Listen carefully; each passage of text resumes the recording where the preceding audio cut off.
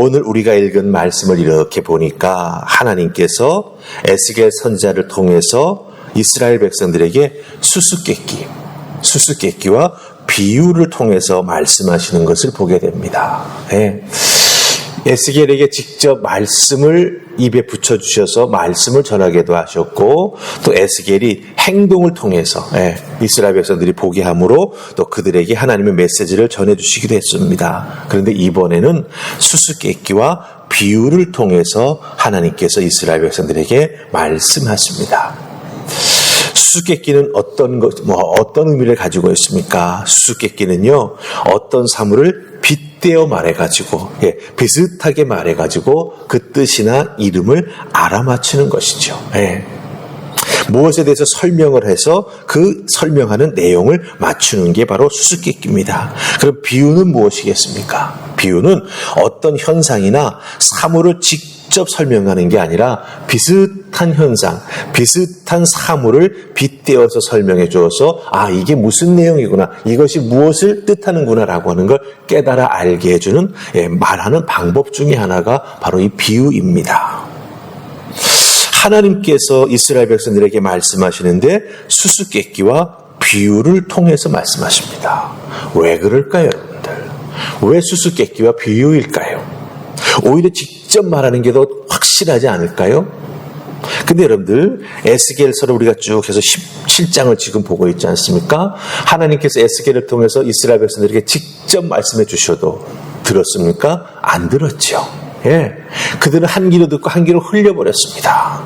하나님 말씀을 듣고도 하나님 말씀대로 행동하려고 하는 그런 마음이 없었습니다. 수수께끼와 비유를 통해서 우리 하나님은 이 수수께끼를 들을 때 이스라엘 백성들이 한번 무슨 뜻인지 더 생각해 볼 것이다. 비유를 통해서 말씀해 주실 때 이 비유의 내용이 무엇일까 한 번 더 이스라엘 백성들이 생각해 볼 것이다. 바로 이 부분을 하나님께서 깊이 생각하신 것입니다.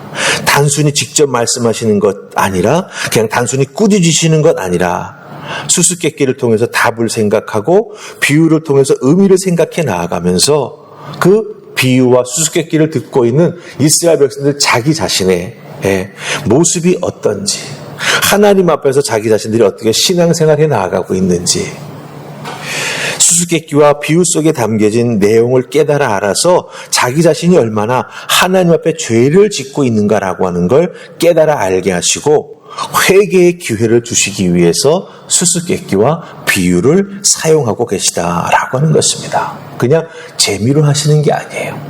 한 번 더 생각해 보아야 하니까, 그렇죠? 답을 생각해 보아야 하니까, 그 생각하는 과정 중에서 내가 지금 무엇을 어떻게 하고 있는지 깨달아 알고, 내가 지금 하나님 앞에 잘못하고 있구나, 내가 하나님 앞에 지금 죄를 지고 있구나, 그걸 깨달아 알고 돌아올 수 있는 기회를 주시기 위해서 하나님은 수수께끼와 비유를 사용하고 계시다라고 하는 것입니다. 즉 여러분, 수수께끼와 비유를 통해서 하나님 말씀하시는 것은 단순히 재미있으라고 흥미를 유발하기 위해서가 아니라고 하는 거죠. 이스라엘을 향한 하나님의 그 마음이 어떤 마음인지를 온전히 깨달아 알기를 원하는 하나님의 뜻이 이 수수께끼와 비유 속에 담겨져 있다라고 하는 것입니다.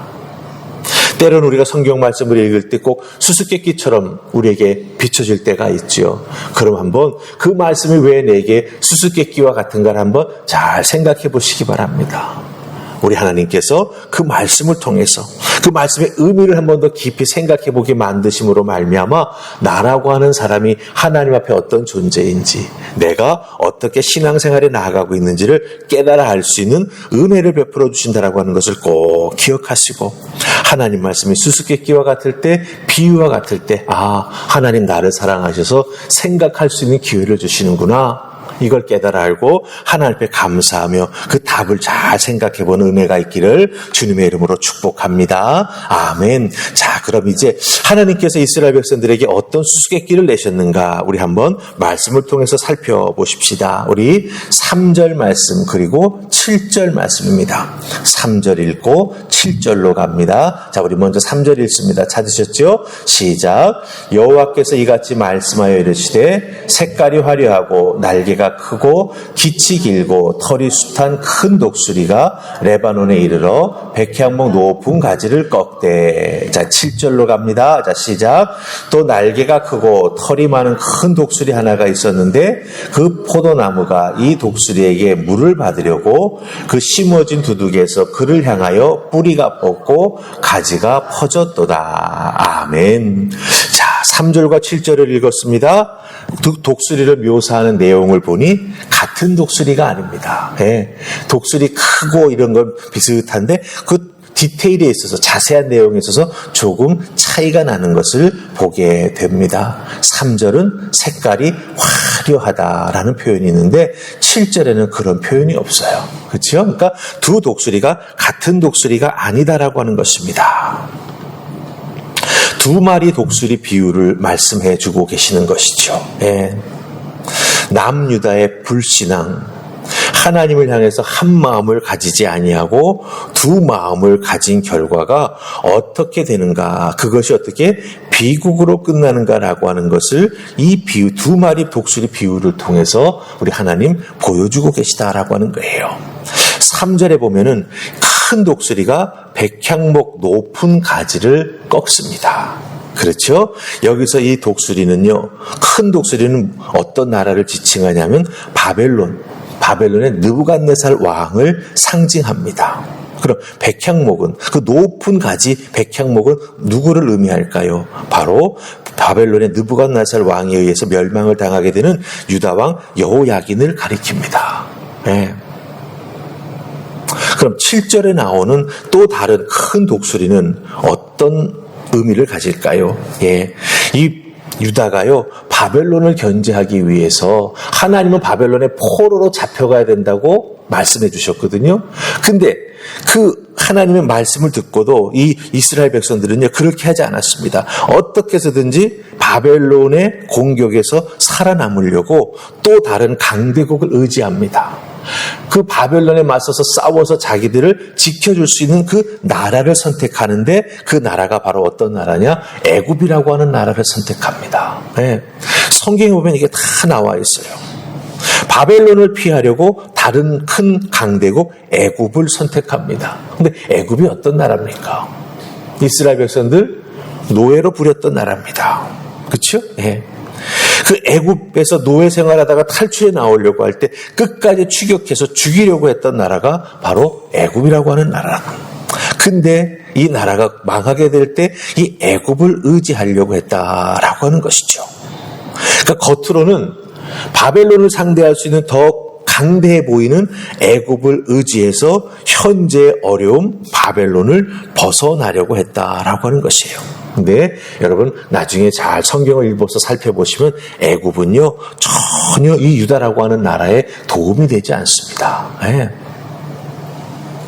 여러분들, 우리 믿음의 사람들이 이 땅을 살아갈 때 우리들이 어렵고 힘든 상황에 처하게 될 수가 있습니다. 그러면 생각을 하면서 방법을 생각하지요. 어떻게 해야 이 어려움을 벗어날 수 있을까? 우리가 오늘 말씀에 나오는 이런 상황 속에 놓여 있을 때 우리 믿음의 사람은 어떤 선택을 해야 되느냐라고 하는 게 참 중요하지요. 지혜로운 믿음의 선택을 해야 합니다. 이 세상에서 살아남기 위해 더 힘 있는 어떤 사람을 찾아간다, 혹은 더 세상적인 방법을 선택해서 내가 지금 겪고 있는 문제를 해결해 보려고 한다. 그것은 어떤 의미에서 세상 사람들이 생각하는 당연한 방법일 수 있을 것입니다. 하지만 우리 믿음의 사람들은요, 생존을 위해서 세상을 의지하고 세상의 방법 따라가는 것, 그것이 곧 올바른 믿음의 결정이라고 생각해서는 안 된다라고 하는 것입니다. 참 어리석고 위험한 방법일 수 있다라고 하는 것이죠. 특별히 하나님 기뻐하시고 하나님이 인정해 주시는 방법을 선택하고 나아가는 우리가 되어야 한다라고 하는 것을 꼭 기억하시기를 바랍니다. 이스라엘은 주변 나라들을 의지해서 자기의 문제를 해결하려고 했지만 결국은 실패했습니다. 왜 그랬습니까? 이스라엘을 지켜주시는 분은 하나님 한 분밖에 없다라고 하는 거예요.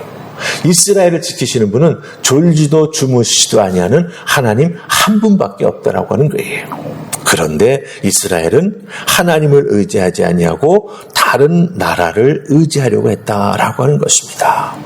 여러분들, 우리는 우리의 믿음으로 주인 되시는 하나님을 믿고 의지하면서 우리들의 삶을 한 걸음 한 걸음 살아나가야 합니다. 그 한 걸음 한 걸음 살아나가는 과정이 녹록지 않고 때로는 어렵고 힘들 수 있습니다. 그렇지만 끝까지 하나님 믿고 의지하며 나아갈 때 신실하신 하나님, 그렇죠? 하나님의 자녀들을 지키시고 보호하시기를 기뻐하신 하나님께서는 어떻게 하실까요?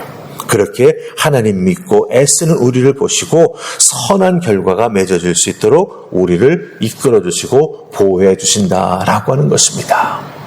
견디는 과정이 필요합니다. 그 견디는 과정 속에서도 하나님 한 분만 바라보는 믿음의 분명한 모습이 우리에게 꼭 필요하다라고 하는 것을 기억하시고 하나님 한 분만 바라며 하나님만 의지하며 나아가는 여러분들 다 되실 수 있기를 주님의 이름으로 축복합니다. 아멘. 우리 기도하십시다. 좋으신 하나님 감사합니다. 오늘도 저희들을 주의 손으로 부르셔서 이스라엘 백성들에게 내셨던 수수께끼와 비유를 들려주셔서 우리들의 인생에 하나님께서 우리를 어떻게 기다리시고 또 우리를 어떻게 축복하시기 위해서 다가오시는지 깨달아 알게 해주시니 참으로 감사합니다.